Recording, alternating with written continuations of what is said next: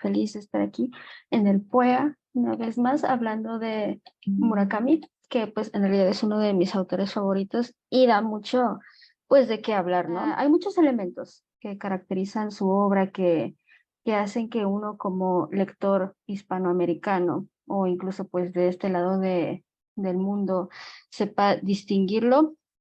Hay muchas cosas. En primer lugar, se le adjudican ciertas críticas a este tipo de, pues a su obra, a su literatura en general, porque se habla de una occidentalización hacia sus letras, desde las raíces japonesas. Parece ser que uno no se puede acercar a otro tipo de cultura, como que está un poquito mal visto, ¿no? Dicen que no es tanto literatura japonesa, sino que va enfocada hacia otros temas. Y esto surge precisamente por, sí, la occidentalización que tiene su obra, pero más que nada son influencias, son como en literatura hay un término que se denomina leitmotiv para adjudicar que una obra tiene ciertas características que se van repitiendo constantemente a lo largo de la obra. Y esto pasa mucho. Haruki Murakami ha escrito cuento, novela, ensayo, incluso más recientemente, igual sus obras han sido como adaptadas al cine, hay algunas. Entonces, pues, ¿qué pasa con su literatura? Tiene elementos muy característicos. Por ejemplo, casi en todas sus novelas habrá una figura femenina que es sumamente solitaria y que pues se le critica porque precisamente es la que salva a su protagonista femenino, que obviamente, bueno, sus protagonistas son masculinos, entonces está esta figura de el hombre solitario, perdido, que también lo podría todo, pero pues hay ciertos elementos que no. También pues se supone que la mujer lo salva, ¿no? En este contexto, en su literatura, que eso se le ha criticado, ¿no? Sin embargo, pues se habla mucho de esta característica sobre las cuestiones amorosas y los problemas, incluso puede ya rayar en ciertas relaciones tóxicas, pero pues se utiliza, se agarra de la excusa, también podría decirse así, del ámbito fantástico en la literatura. Más que realismo mágico, el realismo mágico es una cosa que tenemos muy identificado aquí en Latinoamérica, pero más que realismo mágico cae en una suerte de lo maravilloso dentro de la fantasía, dentro de estos términos de teoría literaria propuestos por Todorov, caería en lo maravilloso, ya que sus obras consisten en muchos como ciertos elementos fantásticos que llegan a romper con la cotidianidad de estos personajes, pero les hacen ruido. Por un momento les hacen ruido que, pues, por ejemplo, a peces empiecen a llover del cielo, que los gatos desaparezcan, que incluso te lleguen a hablar los gatos, que, por ejemplo, en Kafka en la orilla de el 94 me parece, o 2003, em, ahí hay personajes que podrían incluso considerarse una crítica hacia toda esta occidentalización. Son personajes que son representativos de marcas. Entonces aparece el coronel Sanders vestido de blanco, casi casi con su cubeta de pollo. Sale Johnny Walker, que es de esta de etiqueta de whisky, con su ropa muy característica, su sombrerito. Entonces están caminando igual ahí entre estos personajes. Y pues sí, al principio estos elementos fantásticos como que rompen en la idea que tienen los otros personajes, hacia dónde va la historia, ¿no? Pero terminan por aceptarlo, terminan por aceptar las reglas de este nuevo juego, de este mundo fantástico en el que están viviendo. Entonces, por eso podría decirse que su obra llega a considerarse dentro de la categoría de lo maravilloso, esto propuesto por Todorov en cuanto a teoría literaria. Entonces, en cuanto a eso, ese es uno de, pues, las características más importantes, ¿no? Podría decirse, en cuanto a, pues, esta realidad japonesa fusionada podría decirse. Haruki Murakami nació en 1949, justo después del término de la Segunda Guerra Mundial y de la derrota japonesa. Entonces creció sumamente influenciado por todas estas nuevas costumbres norteamericanas que traían pues los soldados y este nuevo auge socioeconómico al que se vio enfrentado Japón después de la Segunda Guerra Mundial, pues evidentemente creció abierto ante una posibilidad de un mundo mucho más grande y mucho más, podría decirse que explorado, y es por eso que podría decirse que estos temas rayan mucho en la narrativa de Murakami, incluso en la crónica del pájaro que da cuerda al mundo. Habla mucho sobre estas guerras y ocupaciones, incluso cayendo otra vez en el ámbito de la literatura de lo maravilloso y lo fantástico. Parece ser que si se lee más a profundidad en cuanto a sus novelas y a sus cuentos, parece ser que en realidad todo acontece en un mismo espacio diegético.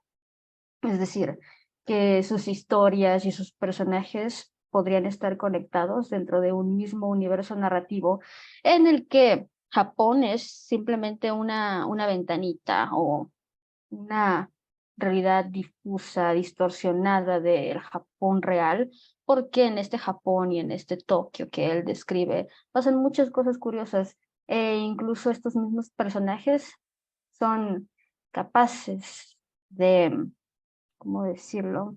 Atravesar hacia el otro plano en el que están, ¿no?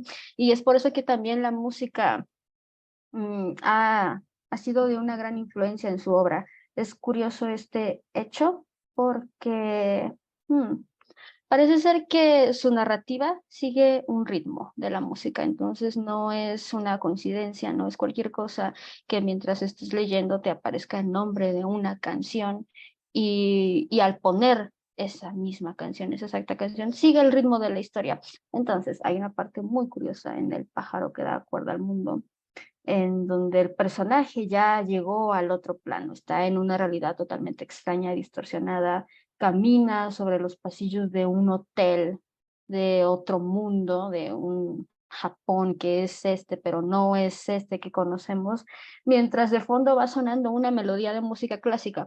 Entonces, si tú la pones al momento de estar leyendo eso, es sumamente perturbador, es sigue un ritmo sumamente distinto que te sumerge justo en la historia. Entonces, esta característica de juntar el ritmo de la narración con el de la música es muy especial en él. Y no solamente pasa con música clásica, sino que tiene referencias al jazz en varios de sus cuentos. Charlie Parker es una figura muy reconocida, incluso hay un cuento en uno de sus libros más recientes, que es Primera Persona del Singular, en donde el protagonista, que parece ser que a veces no se sabe si es un personaje o es el propio Murakami el que se está metiendo en la historia y te habla él mismo, soñó que Charlie Parker le tocaba una melodía, entonces en sus sueños él es capaz de escucharla y hablar un momento con Charlie Parker, entonces que tiene también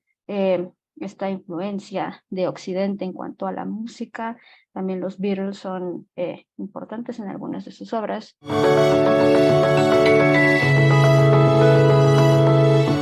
Pues estos recursos y elementos han influido, sí, mucho en la forma en que su obra es recibida, sobre todo en Japón.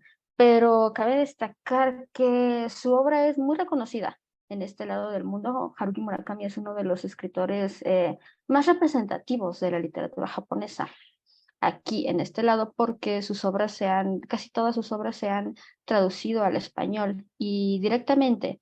Entonces crea un puente muy importante aquí entre Japón, Hispanoamérica y Latinoamérica, porque es una forma como, sí, podría decirse un poquito más amena, más sencilla de coincidir en estas realidades que tenemos a través de la literatura.